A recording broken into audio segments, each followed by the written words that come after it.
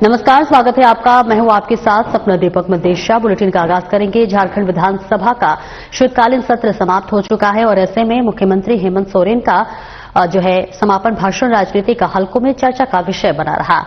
तो वहीं सोरेन ने बीजेपी पर निशाना साधते हुए कहा कि महंगाई तेजी से बढ़ रही है, लेकिन इस मुद्दे पर कोई गंभीर चर्चा नहीं की जा रही है। उन्होंने इंडिगो की उड़ानों के महंगे टिकटों का उदाहरण देते हुए कहा कि टिकट 40,000 से 50,000 रुपए तक पहुंच गया है। जो लोग कहते थे कि हम लोग हवाई चप्पल पहनने वाले को हवाई यात्रा करवाएंगे, आज स्थिति ऐसी है कि हवाई यात्रा करने वालों को ये हवाई चप्पल जरूर पहना देंगे। उन्होंने देश की आर्थिक स्थिति पर चिंता जताते हुए कहा कि हालात दिन ब दिन खराब होते जा रहे हैं।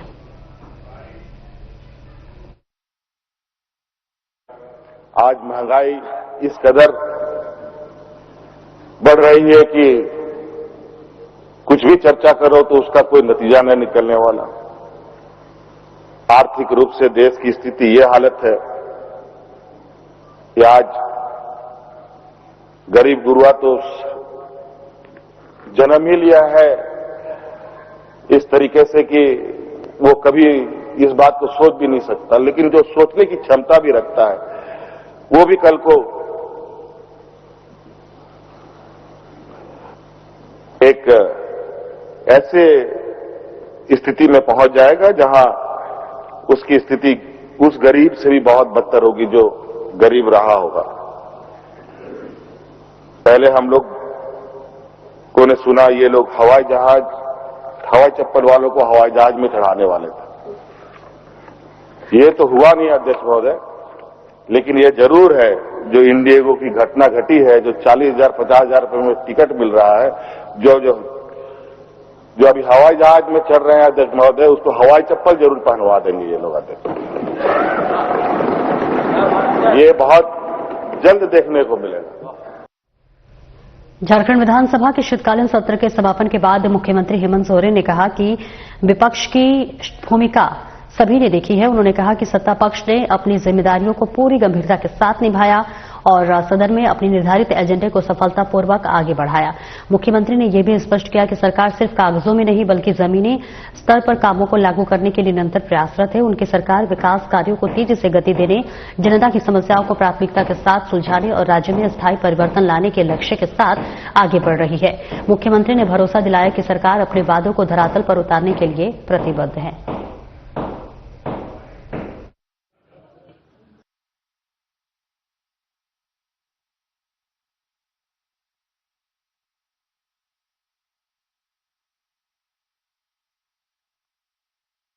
झारखंड की कृषि, पशुपालन एवं सहकारिता मंत्री शिल्पी नेहा तिर्की ने राज्य के 32,911 किसानों का जिक्र कर ले तो आपको बता दें चले, जहां पर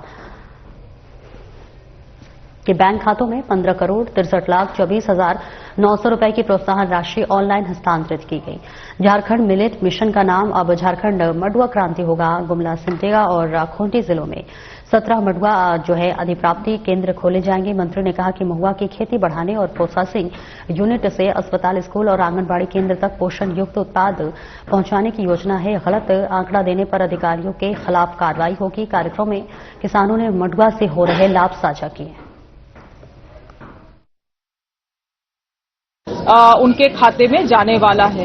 इस योजना के तहत बेसिकली हम लोग प्रत्येक एकड़ 3,000 रुपया मड़ुआ उगाने के लिए लोगों को प्रोत्साहित, किसानों को प्रोत्साहित करने के लिए सरकार राशि देती है। और इसका इतना ज्यादा ही ये अब चर्चा में है ये स्कीम कि हम लोग ने लगातार जो उत्पादन है उसमें 300% का बढ़त हम लोगों ने देखा है। तो आने वाले समय में निश्चित इसका बहुत बड़ा ये स्कीम का लाभ होने वाला है इस राज्य को। और हम लोग चाहते हैं कि मिलेट या मड़वा के तहत पूरे देश भर में झारखंड राज्य अपना एक परिचय स्थापित कर सके, उसी की ओर हम लोग बढ़ रहे हैं। आप लोगों के माध्यम से मैं किसानों को ये भी बतलाना चाहूंगी कि 3 जिले जिसमें मड़वा का उत्पादन बहुत अधिक होता है, खूंटी, सिमडेगा और गुमला, उसमें हम लोगों ने लगभग 17 लैम्स पैक्स को चिन्हित किया है, जिसके माध्यम से अब हम लोग मड़वा अधिप्राप्ति भी शुरू कर देंगे अगले 1 सप्ताह के बाद। और हमें आशा है कि एक दुरुस्त मार्केट किसानों को उपलब्ध कराने में सरकार सक्षम रहेगी। आप सभी मीडिया बंधुओं के माध्यम से जन जन तक, पूरे राज्य के किसानों तक ये बात पहुंचे कि मड़वा उगाने के लिए राज्य सरकार 3,000 रुपया प्रोत्साहन राशि देती है। उसके लिए आप अपने प्रखंड के एटीएम, बीटीएम या बीएलडब्ल्यू को भी संपर्क कर सकते हैं और ये आशा है कि आने वाले समय में ये कार्यक्रम बृहद स्तर पे हम लोग कर सकेंगे। झारखंड मुक्ति मोर्चा के विधायक सुदीप गुड़िया ने कहा कि तोरपा विधानसभा क्षेत्र में पर्यटन के क्षेत्र में अपार संभावनाएं मौजूद हैं। उन्होंने बताया कि जब भी मुख्यमंत्री हेमंत सोरेन से मुलाकात होती है तो इस विधानसभा क्षेत्र की समग्र विकास को लेकर विस्तार से चर्चा होती है। विधायक ने कहा कि प्राकृतिक सौंदर्य, जलप्रपात, धार्मिक और सांस्कृतिक स्थलों के कारण तोरपा को पर्यटन मानचित्र पर एक विशेष पहचान दिलाई जा सकती है, जिसके लिए आधारभूत संरचनाओं के विकास, सड़क, बिजली, पेयजल और रोजगार के अवसरों को प्राथमिकता दी जा रही है। सुदीप गुड़िया ने विश्वास जताया कि मुख्यमंत्री के नेतृत्व में आने वाले समय में तोरपा विधानसभा क्षेत्र में विकास की गति और तेज होगी और क्षेत्र के लोगों को इसका सीधा लाभ मिलेगा।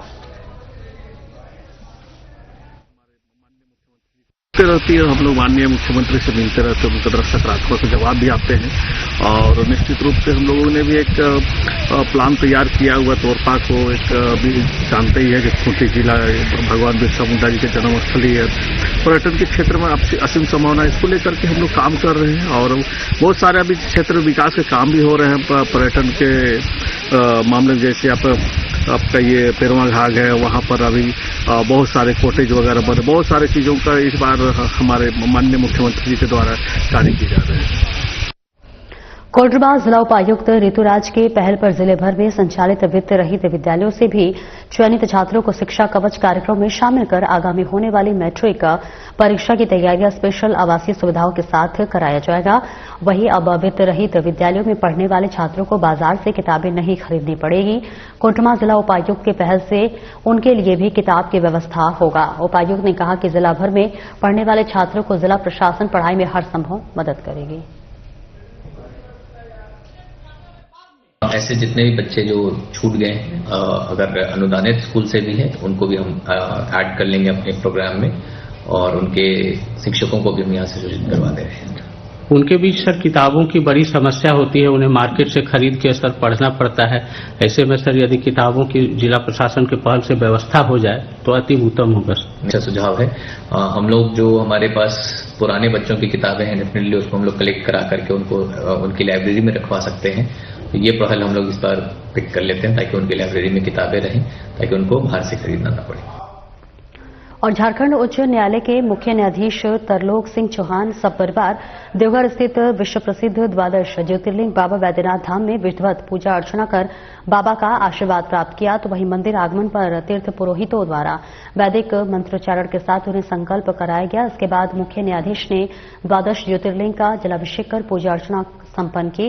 पूजा अर्चना के बाद मौके पर उपस्थित उपायुक्त सह जिला दंडाधिकारी नमन प्रियेश लकड़ा और पुलिस अधीक्षक सौरभ ने मुख्य न्यायाधीश को स्मृति चिन्ह, अंगवस्त्र और बाबा वैद्यनाथ का प्रसाद भेंट कर स्वरूप प्रदान किया। इस अवसर पर प्रधान जिला एवं सत्र न्यायाधीश, अनुमंडल पदाधिकारी सह बाबा मंदिर प्रभारी सहित संबंधित प्रशासनिक अधिकारी, दंडाधिकारी, पुलिस पदाधिकारी एवं अन्य गणमान्य लोग उपस्थित रहे।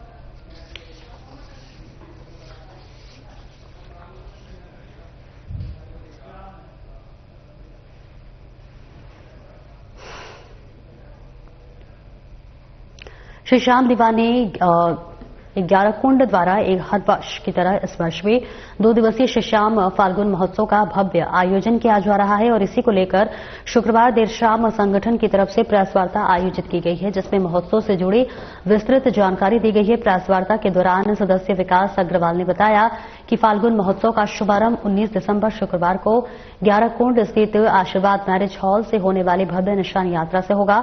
ये निशान जो है कुमारवादी बराकर पोल्टी होते हुए नियमानुसार के श्री श्याम एवं दादी मंदिर तक पहुंचेगी। महोत्सव के दूसरे दिन 20 दिसंबर शनिवार को मैथन संजय चौक स्थित रॉयल इंटरनेशनल चिरकुंडा में भजन संध्या का आयोजन किया जाएगा। भजन संध्या में भक्तों को श्याम भक्ति रस में सराबोर करने के लिए कानपुर से श्रेष्ठ दीक्षित और जयपुर से अभिषेक नामा अपनी प्रस्तुति देंगे। जय श्री श्याम दीवाने 11 कुंड के सभी मेंबर्स की तरफ से कौलांचल और शिल्पांचल के सभी श्याम प्रेमियों को जय श्री श्याम। अपार हर्ष हो रहा हमें ये बताते हुए कि हर वर्ष की तरह इस वर्ष भी श्री श्याम दीवाने अज्ञारकुंड अपना 9वां श्री श्याम फागुन अमृत महोत्सव आगामी 19 दिसंबर और 20 दिसंबर को मनाने जा रहा है। इस 2 दिवसीय उत्सव को हम लोग भव्य और बहुत ही धूमधाम से मनाने जा रहे हैं, जिसमें 19 दिसंबर को भव्य निशान शोभा यात्रा अज्ञारकुंड आशीर्वाद मैरिज हॉल से श्री श्याम एवं दादी मंदिर न्यामतपुर धाम तक पैदल जाएगी।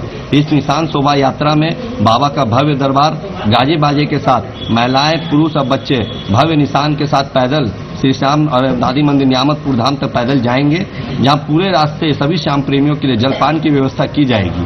और आगामी 20 दिसंबर को भव्य भजन संध्या का आयोजन रॉयल इंटरनेशनल चिरकुंडा संजय चौक मैथन में किया जा रहा है। इस भजन संध्या में बाबा का भव्य दरबार, भव्य पंडाल बनाया जाएगा, जहां बाबा का अलौकिक श्रृंगार और 56 भोग लगाया जाएगा। इस भजन संध्या में कोयलांचल और शिल्पांचल के सभी श्याम प्रेमियों को और श्याम बाबा को रिझाने के लिए हमारे बीच प्रसिद्ध भजन कलाकार जयपुर से अभिषेक नामा जी और कानपुर से श्रेष्ठ दीक्षित जी हमारे बीच मौजूद रहेंगे, जो अपने बहुत ही भाव भरे भजनों से श्याम बाबा को और सभी श्याम प्रेमियों को रिझाएंगे। अतः इस श्याम यात्रा और इस श्याम महोत्सव में कोयलांचल और शिल्पांचल के सभी श्याम प्रेमी श्याम भक्तगण सादर आमंत्रित हैं। आप सभी इस आयोजन में पधारें और बाबा को भजनों से रिझाकर अपनी अर्जी लगाकर बाबा का आशीर्वाद प्राप्त करें और पुण्य के भागी बने। जय श्री श्याम। चतरा में पड़ रही कड़ाके की ठंड से आमजन बेहाल है। तापमान में लगातार गिरावट और शीत लहर के बढ़ते प्रकोप को देखते हुए चतरा सांसद कालीचरण सिंह ने देर शाम को सदर अस्पताल पहुंचकर मरीजों के बीच कंबल का वितरण किया। इस दौरान 50 से अधिक मरीजों को कंबल उपलब्ध कराए गए, जिससे मरीजों और उनके परिजनों ने राहत महसूस की। कंबल वितरण कार्यक्रम के दौरान सांसद ने कहा कि जिले में ठंड का प्रभाव दिन प्रतिदिन तेज होता जा रहा है। सर्द हवाओं की वजह से कपकपी बढ़ गई है और गरीब, असहाय तथा बेसहारा लोगों के लिए कंबल की सबसे बड़ा सहारा है। उन्होंने कहा कि आवश्यकता पड़ने पर और भी कंबल उपलब्ध कराए जाएंगे, ताकि कोई भी व्यक्ति ठंड से प्रभावित न हो और किसी भी की जान पर बन न आए। सांसद ने अस्पताल प्रबंधन को भी ठंड से बचाव के लिए पर्याप्त व्यवस्था सुनिश्चित करने का निर्देश दिया। मौके पर अस्पताल के चिकित्सक, कर्मचारी एवं स्थानीय लोग मौजूद रहे।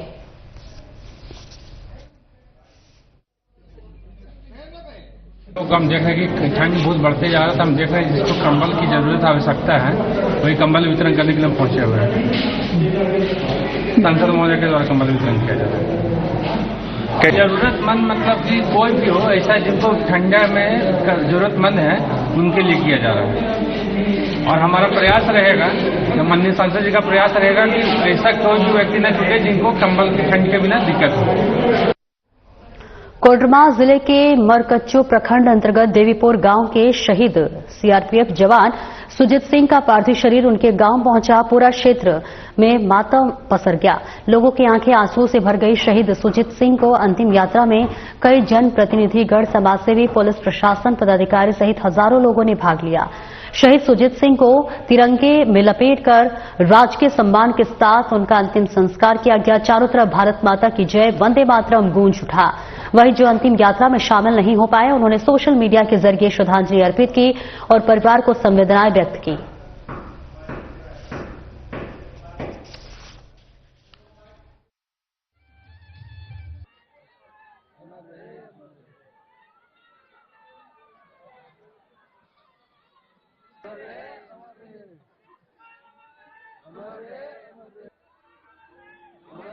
नहीं गया है, बस यही बताया गया है कि आपके भाई शहीद हो गए हैं।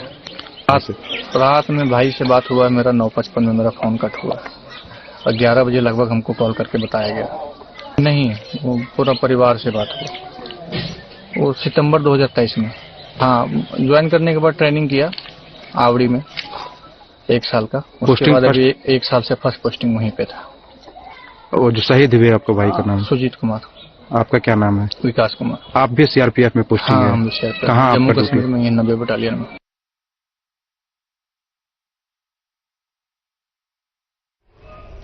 कोयला नगरी में विस्थापन पलायन से जुड़े मुद्दे आज भी गंभीर स्थिति में है और इसी संदर्भ में सिंदरी विधानसभा क्षेत्र से चुने गए सीपीआई एमएल विधायक चंद्रदेव महतो ने साधना प्लस न्यूज के साथ खास बातचीत की।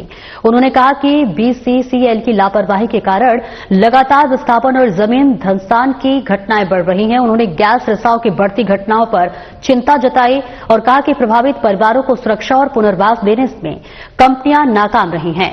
विधायक ने युवाओं से अपील की कि यदि राज्य को सही मायने में विकसित करना है तो उन्हें अपनी आवाज मजबूती से उठानी होगी, तभी समस्याओं का समाधान संभव हो पाएगा।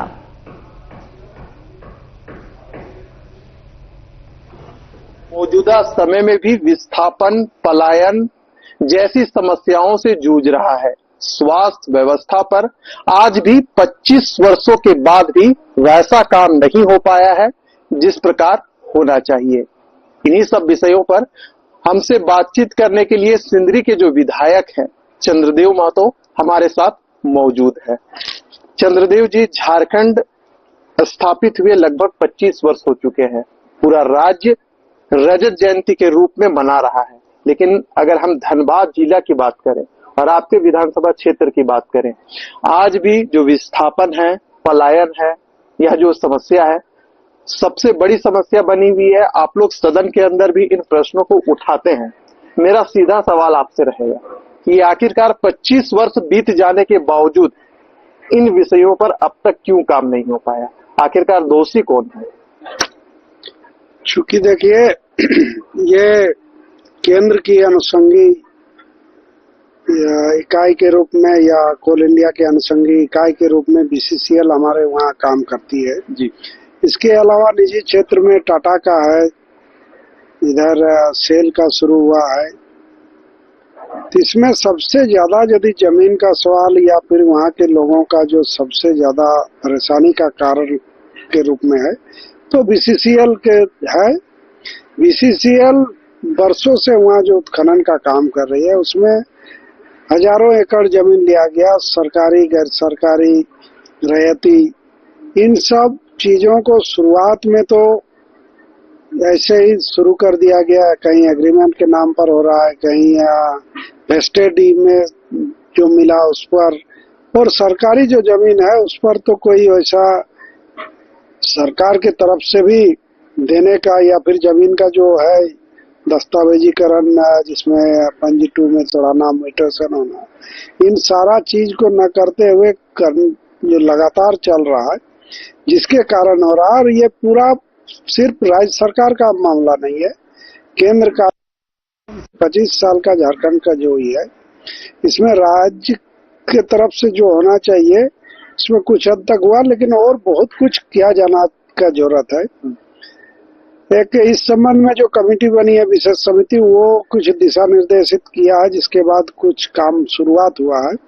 हमको लगता है कि इसको और आगे ले जाने का जरूरत है और यहाँ के लोगों को हक अधिकार मिले, कानून ऐसा बने जो जिनका जमीन है उनके लिए भी कुछ प्रावधान हो, उनको कुछ मुआवजा और कुछ दे करके वहाँ से कर दिया जाता है। इसके बाद का जो ही है रोजी रोजगार का सवाल हो या दूसरा चीज में, रैयतों की वैसी भूमिका नहीं रहती है।